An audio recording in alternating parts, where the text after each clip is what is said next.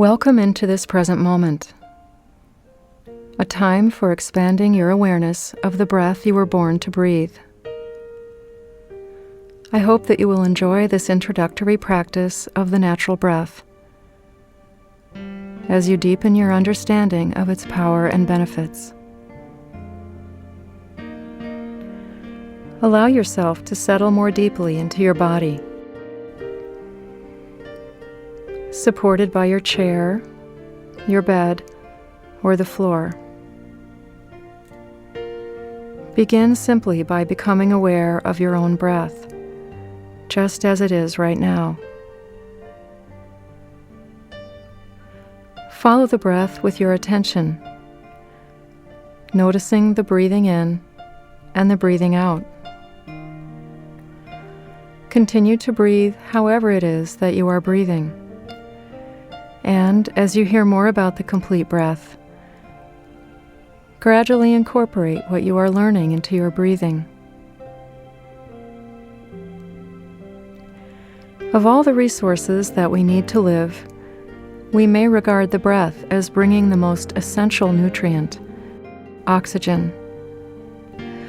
We know that we need oxygen to live, that it is accessed through the in-breath, and that we need to release carbon dioxide with each out-breath. Consider the anatomy of the natural breath. We feel the air flow in through our nostrils. It begins to expand our lungs, first high up in the chest. As the chest rises, we begin to sense the expansion of our rib cage.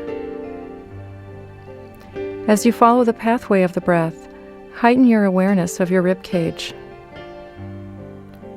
With the fingers, trace the outline of your ribs at their lowest point on your sides, and then walk your fingers up until they meet at the center of your chest, right at your sternum.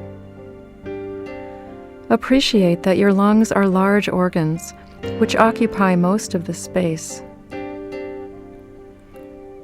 The rib cage protects the lungs while moving flexibly as they fill to capacity and then deflate again. As we begin to breathe in the long, slow, deep breath that we were born to breathe, our lungs continue to expand. When the lungs have comfortably filled, they then impact the band of muscles beneath the lungs, called the diaphragm. They, in turn, contract and then impact the abdominal muscles, causing them to rise. This rise in the belly, which occurs at the end of the in-breath, is an indicator that we are indeed breathing the full breath. The full in-breath may last 5 or 6 seconds, long, slow, deep, and easy. Since many of us have forgotten how to breathe in this way, it may take practice for our bodies and minds to remember this natural breath. And then there is the out-breath. Our body knows when it feels right to breathe out again, and when it is time to breathe in.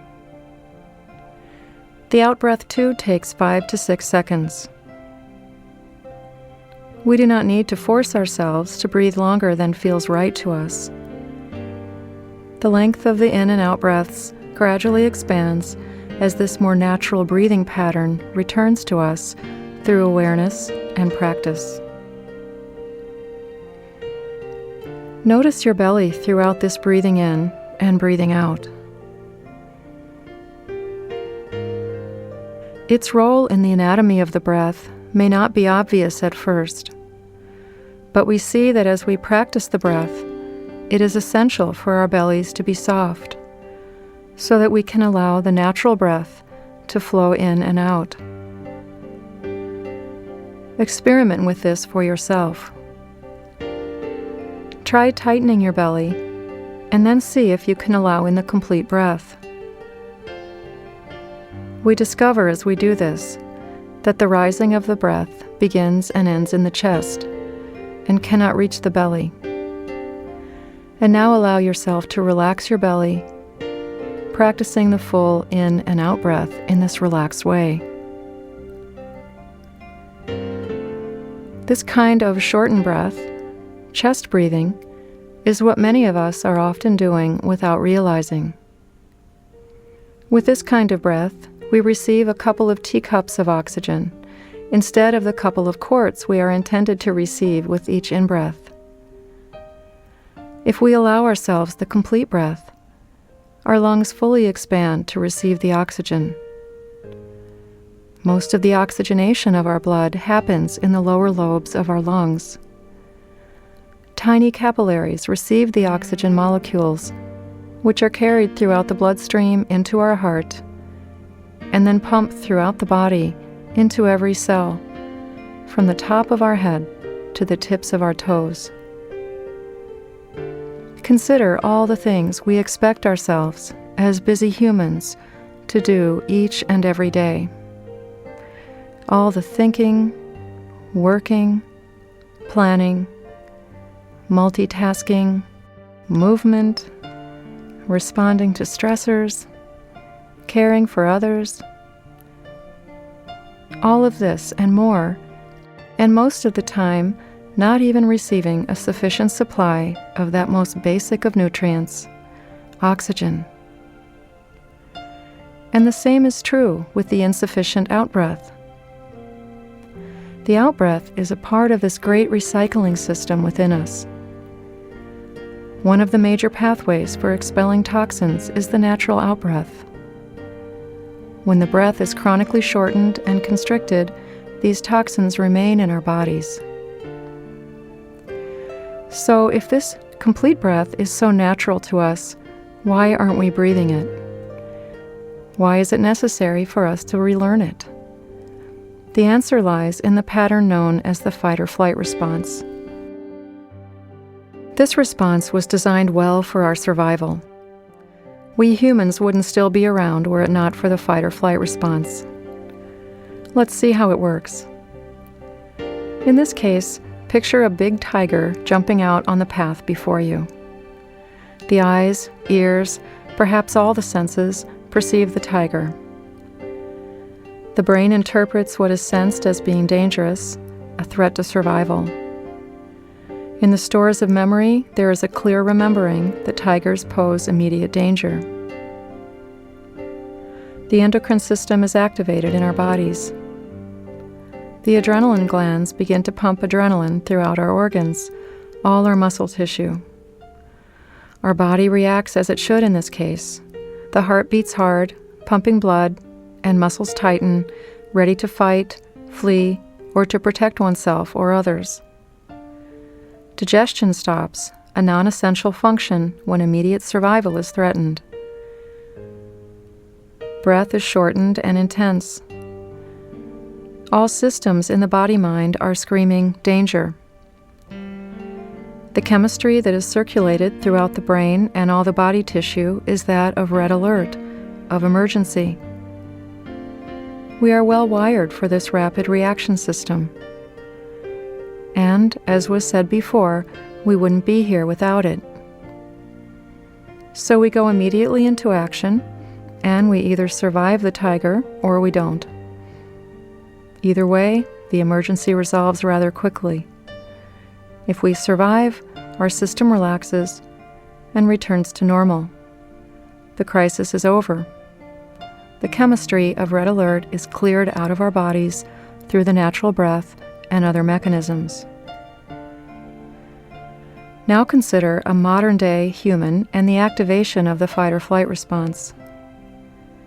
How many times a day might this response be activated, and what are the triggers? How well suited to the situation is the fight or flight response? This might occur as we move through a signal on the yellow light, afraid that we might get a ticket. We might wonder if our boss is pleased or displeased with us. When we speak in a meeting, we may wonder how our words are being received. We hear a news report that concerns us. We discover our bank balance is lower than we thought. Our child isn't home right after school, and we worry. We awake in the night, thinking about a personal or business challenge.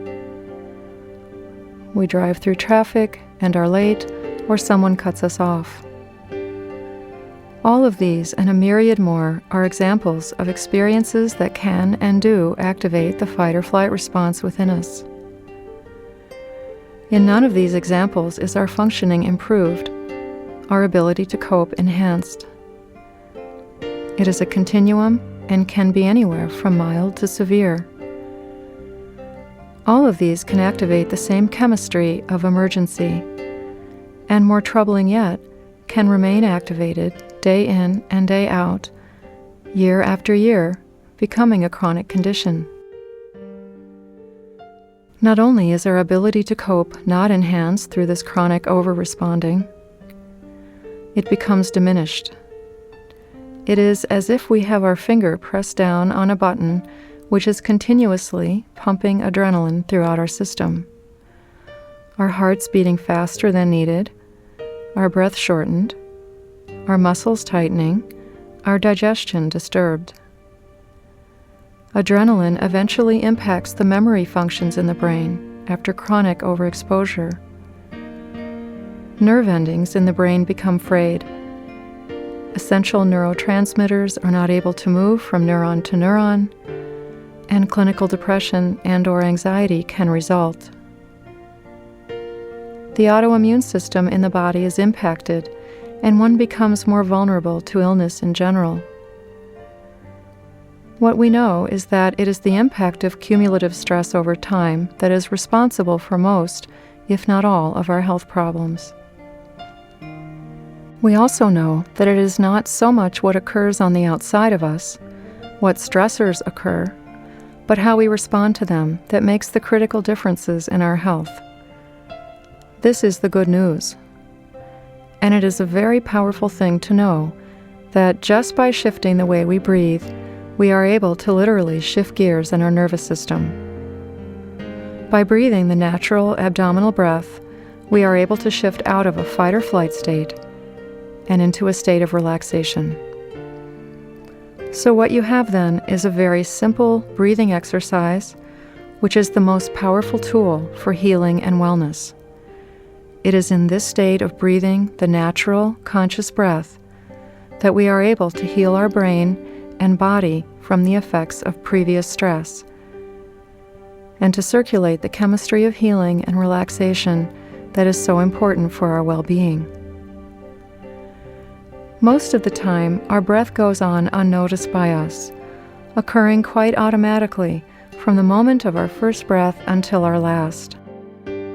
This life function is unique in that it occurs automatically without our awareness, but can also occur with awareness. The moment we shift from the automatic breath into the conscious, natural breath, we pass through a doorway of new possibilities.